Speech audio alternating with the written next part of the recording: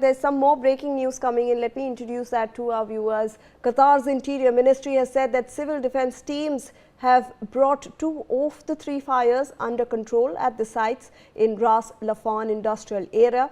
Officials confirmed that no injuries have been reported. Cooling and safety operations are still underway as crews work to fully secure the affected locations. Meanwhile, the Internal Security Forces Explosives Unit has been deployed to handle and safely dispose of any hazardous debris at the site.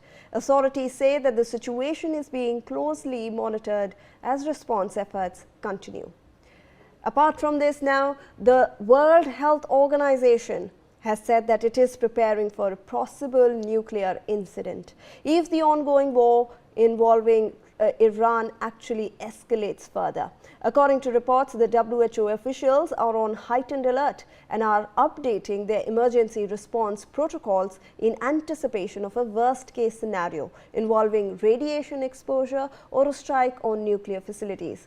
A senior regional official warned that a nuclear incident remains the most concerning outcome, with potentially devastating and long-lasting global health consequences. The organization is also restraining staff and issuing guidance to governments on how to respond to radiation-related emergencies, even as it stresses that such a scenario has not yet occurred.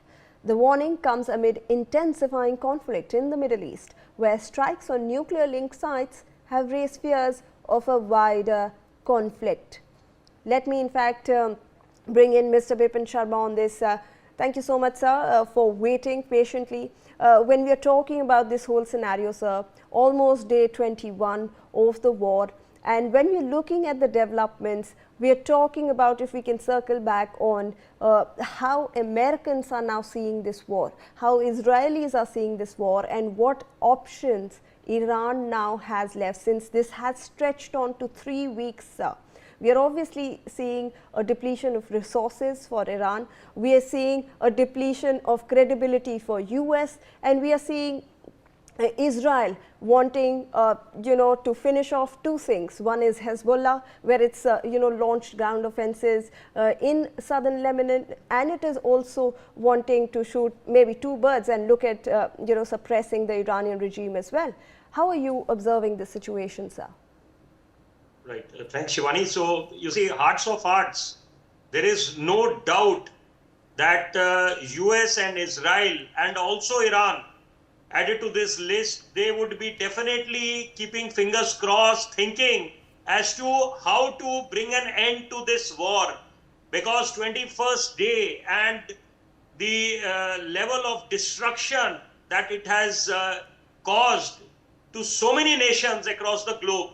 So I think history will not be kind to any of these nations that, went to war, had this escalations on whatever pretext might be. You call it weapons of mass destructions, nuclear enrichment facilities. But then at the end of the day, what has one achieved?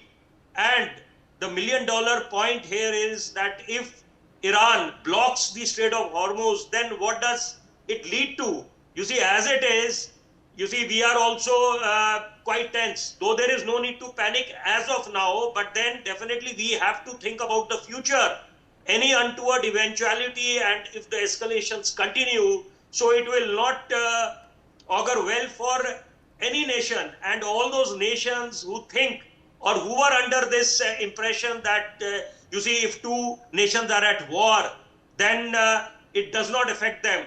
But that is just a myth, and that myth has been busted.